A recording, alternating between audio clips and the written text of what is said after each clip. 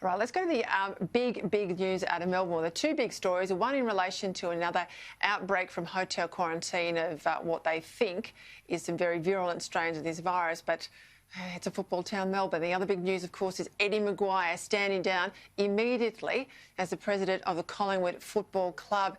His position came under scrutiny, if you remember that internal report into racism at the club.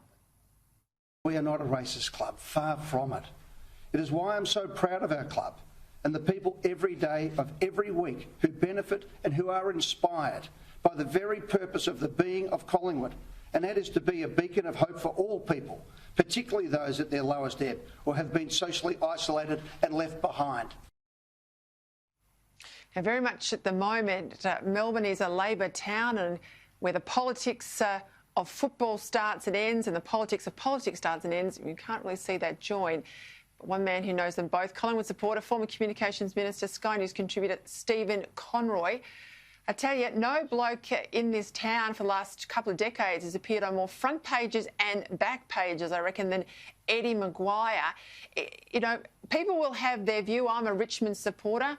I'm not so sure he had to go, Stephen, but what I find flabbergasting watching that press conference, here is a bloke who calls in a report on racism and delivers that report and puts it out publicly, and he's now resigning. And you've got a premier and a government absolutely contributing to 800 dead, and there's basically no apology and nobody has resigned, least of all the bloke in charge. So what did you make of today?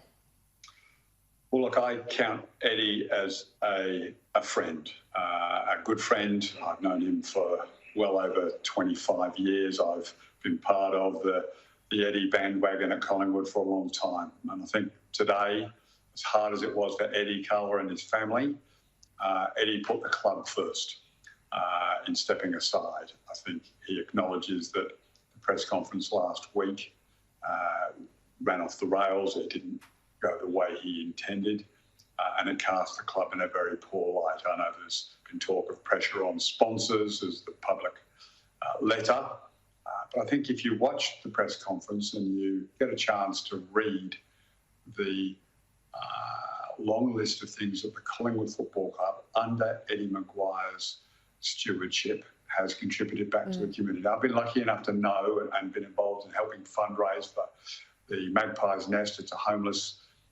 program that is on Burke Street, which feeds and allows people to rest during the evenings and nights. A great program for the most marginalised people in Melbourne, the homeless. And there's a string of other incredibly important programs that Collingwood Football Club has been part of. And they don't get much publicity, but Eddie has driven that agenda with Dave Emerson, who he mentioned in his press conference. So you're saying, Stephen, that he had to go over the way he handled that report. And I asked this, you know, Eddie McGuire, there's no one better schooled in the media. How then did someone as skilled in the media get it so wrong? Well, look, I think Eddie would regret that press conference very much. This was a challenging report that shone a light on some very difficult issues inside the Collingwood Football Club over a long period of time. Eddie, consummate media performer, as you say, but I think Eddie himself has acknowledged that he didn't present the issues, he didn't present the case as well as he could have. Mm-hmm.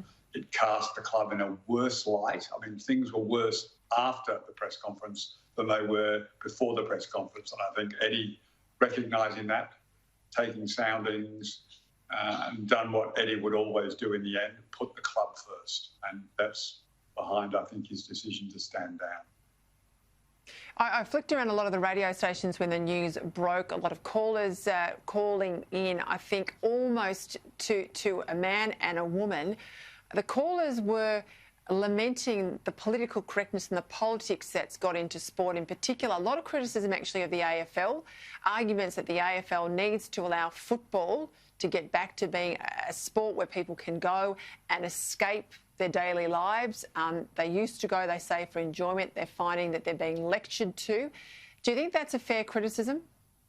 Well, look, I think the AFL have set a very progressive agenda, and I don't think they resolve from it or apologise for it. They are involved in a whole range of community outreach programs in much the same way that Collingwood has been, and that's a tribute to them. We see in Melbourne that the AFL is much more part of the broader Victorian community than perhaps other sporting codes around the country. So I think Gil has done a good job in wanting to maintain those community connections. Yes, that sometimes leads to a perception by some that they're giving lectures, but on balance, I think the AFL gets the balance right between wanting to be part of the Victorian community. It's why there is such incredible grassroots support for the AFL right across Victoria and in the football supporting community across the country. All right, just before we go, you putting your hand up to take his spot on the Collingwood board? No, look, I think I will just get behind whatever the new president is, and look forward to getting to know whoever the new president is. Some very good candidates been touted in the papers. I know most of them, and I think any of them who are picked would do a great job. All right, Stephen Conroy, thank you for your time. Good to talk with you.